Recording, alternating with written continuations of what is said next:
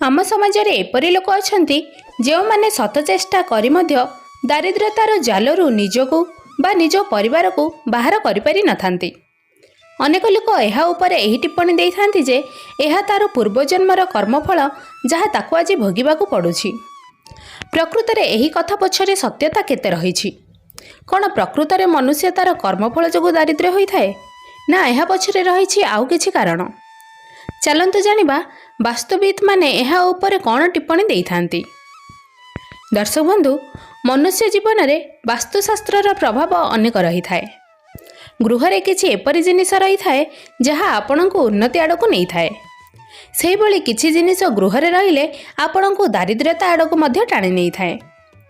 तेबे आसंतु एही वीडियो माध्यम रे जानिबा गृहरे दारिद्र्यता आसीबार मुख्य कारण कौन कौन एवं वीडियोर शेष रे जानिबा दारिद्र्यता दूर करिबार उपाय सह वास्तुशास्त्र अनुसार किछि विधि विषय रे। नमस्कार, मु सुरभि स्वागत करुछि आपनको आम यूट्यूब चैनल प्रभु पादे को। बासगृह रे केउं जिनिस रखिबा उचित एवं केउं जिनिस केउंठारे रहिले शुभ ताहार ज्ञान सठिक भाबरे हेबा उचित। गृहर निर्माण केउं दिगरे हेबा उचित ताहा मध्य वास्तुशास्त्र रे दर्शा जाइछि। गृहरे एपरि जिनिस मान रही थाए बा आमर अजाणतारे घटी थाए जहा द्वारा आमको तार परिणाम स्वरूप कष्ट, कलह, अशांति सहित दारिद्र्यतार मध्य सामना करबाकू पड़ी थाए। वास्तुशास्त्र अनुसार पानी गृहरे संपद को प्रतिनिधित्व करि थाए। अनेक गृहरे देखिबाकू मिले सर्वदा नलरू पानी टोपा टोपा होई बहुथिबार। एहा सहित गृहर कांथ मध्य सन्त सन्त होई रहिथिबार। एही सबु लक्षण को वास्तुशास्त्र रे अशुभ दर्शा जाइछि। जेउ घरे एही सबु लक्षण देखिबाकू मिले सेही गृहरे लक्ष्मींकर वास होई न थाए, जहा द्वारा परिवारर सदस्यंक पाखरे आर्थिक अनटन देखिबाकू मिली थाए। तेणु आपण माने निजर गृहरे पानीर नल ठीक रखिबा सह कांथ जेपरि सन्तसन्तिया न रुहे ता उपरे विशेष ध्यान देबे। सेहीपरि गृहरे भंगा बासन एवं भंगा काच राहुंको प्रतीक मना जाए, जहा आपणको गृहरे मानसिक पीड़ा सृष्टि करने सह आर्थिक अनटन उपजाई थाए। तेणु वास्तुशास्त्र अनुसार गृहरे कौनसी भंगा काच बा भंगा बासन कुसन रखिबा उचित नुहे। जो समय रे काच किंबा बासन अजाणतारे भांगी जाए ताहाकू तुरंत गृहरु हटाई देबे, जहाकू वास्तुशास्त्र अनुसार शुभ एवं उन्नतिर मार्ग माना जाई थाए। वास्तुशास्त्र अनुसार जदि घरे किंबा घर बाहर चढ़ई बसा करि थाए ताहा मनुष्य को दारिद्र्यता आड़को टाणी नहीं थाए।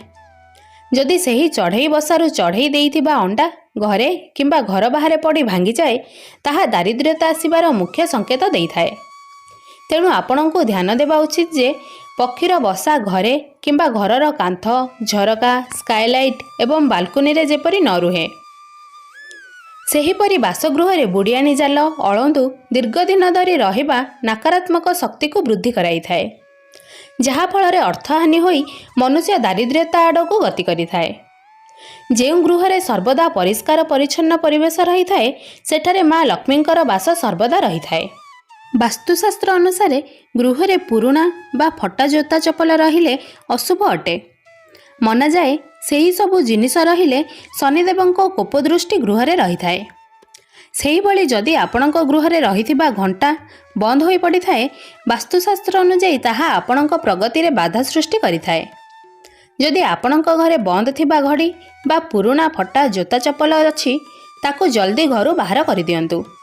एपरि कले आपण शनिदेवंको कोपदृष्टि बंची पारिबे आउ आपणक घरे सुख, शांति, धन आसीबा सह लक्ष्मींको आशीर्वाद सदा आपणक घरे रहिबो। दर्शक बंधु, आपण माने वास्तुशास्त्र अनुसार एही सब उपाय एवं सतर्कता पालन कले धनहानि एवं दारिद्र्यतारू दूर रे रहि पारिबे। आशा करूछि भिडियोटी आपणको पसंद आसीथिबो। पसंद आसीथिले भिडियोटी को लाइक करी आम प्रभुपादे यूट्यूब चैनल को सब्सक्राइब करने को अनुरोध। धन्यवाद।